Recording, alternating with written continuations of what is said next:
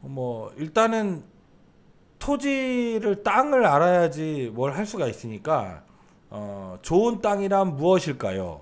좋은 땅은 미래 가치가 있는 토지, 건축이 가능하여 새로운 이익을 창출할 수 있는 땅, 즉 개발이 가능한 땅을 말하는 것이라고 할 수 있는데요. 좋은 땅을 고르기 위해서 꼭 알아야 할 세 가지가 있습니다.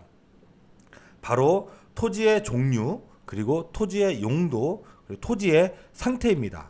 먼저 토지의 종류를 일컫는 지목이 있는데요. 필지마다 하나씩 설정되어서 토지의 성격이나 용도 등을 나타내는데 여러분들이 많이 들어봤던 뭐 전, 답, 임야, 뭐 대, 과수원 뭐 이런 것들이 있습니다. 대부분이 이제 좀 잘못 알고 있는 것들이 이제 꼭 대여야만 집을 지을 수 있다 라고 이렇게 생각하시는 분들도 있는데 지목은 여러 가지 이제 형질 변경을 통해서 얼마든지 바꿀 수가 있어요.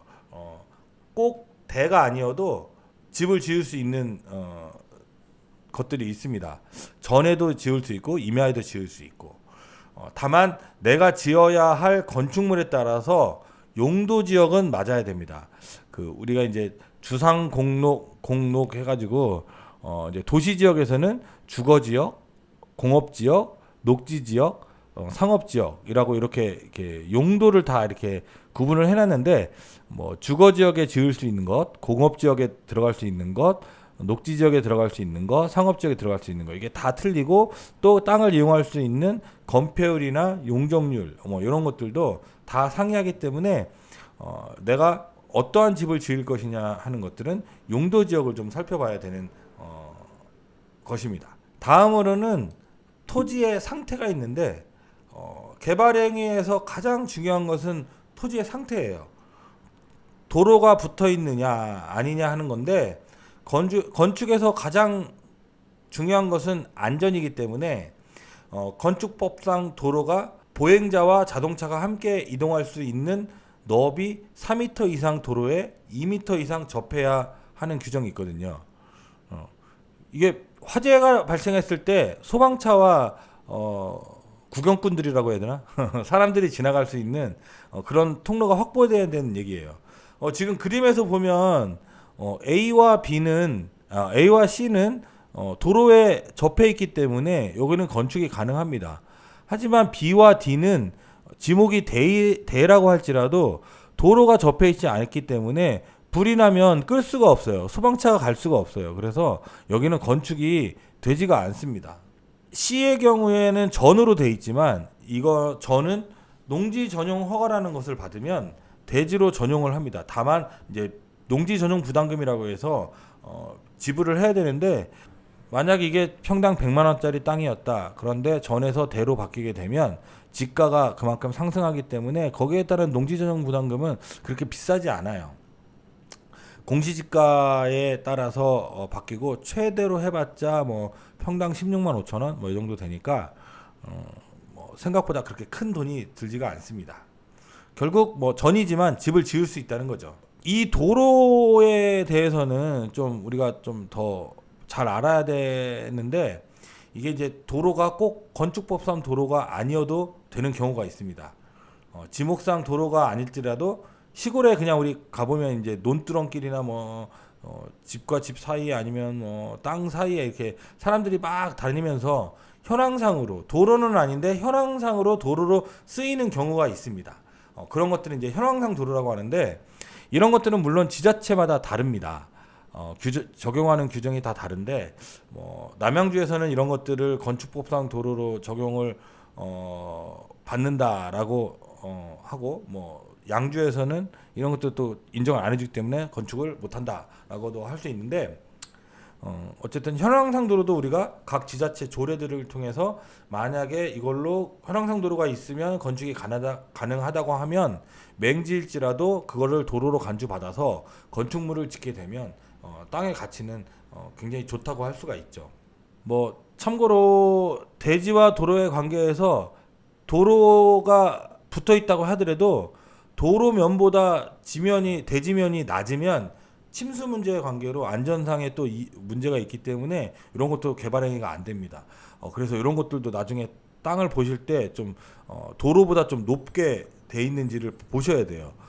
그래서 이제 우리가 보통 볼 때 이제 밭은 그래도 좀 평평하게 높게 돼 있지만 노는 이렇게 밑으로 물이 차 있고 꺼져 있잖아요. 그래서 이런 복토 비용 이런 것들이 또 들기 때문에 집을 짓기 위해서는 농지 전용을 하기 위해서는 또 복토 비용이나 성토 비용, 성토 비용이라고 하죠. 그런 것들이 들기 때문에 아무래도 이제 논보다는 밭이 조금 더 좋은 땅이라고 우리가 볼 수 있고 값어치도 조금 더 나간다고 할 수가 있겠습니다. 그렇다면 뭐 도로가 꼭 붙어 있어야만이 집을 지을 수 있는 걸까요? 라고 생각하는데 이거는 또 조금 다른 방법으로 생각해 보면 뭐 이렇게 도로가 접하지 않은 땅을 맹지라고 하는데 맹지를 탈출하는 방법들이 있습니다. 가장 쉽게 적용할 수 있는 방법이 국어 점용 허가라는 것이 있는데요. 우리가 시골길을 가다 보면 그림에서처럼 이렇게 논두렁, 뭐 또랑이라고 해야 되나요? 하천은 아닌데 약간 조그맣게 흐르는 이제 물줄기가 있는 것들을 뭐 농로나 이런 것들을 이제 국어라고 하는 용어를 씁니다. 근데 이 국어는 대부분 이제 시유지나 국유지예요. 그래서 일반인들이 이거를 좀 사용하고 싶으면 점용 허가를 받으면 됩니다. 그래서 이제 국어에 차가 지나다닐 수 있는 덮개를 좀 씌우는데 이런 것들을 기부채납 형태로 신청하게 되면 도로를 인정해줘서 건축이 가능할 수 있고요. 뭐 때로는 이제 약간 국어 사용료를 뭐 1년에 뭐 해봤자 몇만 원 되지도 않을 것 같은데 위치에 따라 크기에 따라 틀리겠지만 그런 것들은 이제 지불하고서 또 국어 점용 허가를 받아서 땅의 가치를 높이는 방법도 있습니다. 뭐 이런 것들 뭐 파고들면 굉장히 또 복잡해지고 또 굉장히 또 시간도 많이 걸리기 때문에 구체적인 것들은 별도로 뭐 나중에 기회가 있으면 또 설명을 해드릴 기회가 있을 것 같고요. 일단은 뭐 이런 것도 있다 이렇게 알아가시면 좋을 것 같네요. 심화 과정으로 한번 넘어가서 우리가 좋은 입지의 땅을 보는 눈을 좀 길러보도록 하겠습니다. 아침에 이제 차량이 많이 나오는 쪽이 그러니까 이게 북쪽을 바라봤을 때 좌측에 있는 도로가 분주한 도로가 있다 그러면 그거는 북쪽에 주거 지역이 밀집되어 있고 남쪽에 뭐 사무실, 오피스가 밀집한 지역이라고 할 수 있겠죠. 이런 것들을 좀 우리가 분석을 해보면은 내가 원하는 어떤 상점이나 이런 것들을 하려고 할 때 아침에 많이 이용하는 커피 전문점이나 뭐 토스트집 같은 경우에는 당연히 그 주거 지역에서 상업 지역으로 내려오는 그 사무 지역으로 내려오는 그런 길목에 설치를 하면 좋을 거고요. 반면에 이제 마트나 주유소는 뭐 반대편에 입점을 하는 게 좋겠죠. 그러면 그 주유소를 만약에 설치한다고 가정했을 때 우리가 이 B 토지와 C 토지가 있어요. 그러면 C보다는 B가 조금 더 주유소 매출이 더 높을 것 같습니다. 이게 직진과 속도를 봤을 때 이게 커브길에 이렇게 있는 토지라 그러면 이 직진 속도가 빠르게 해서 이렇게 들어가는 경우보다는 어차피 커브길에서 속도를 줄여서 이렇게 들어가는 쪽이 훨씬 더 수월하기 때문에 이쪽이 이제 주유소 입지로는 좀 좋을 것 같고요.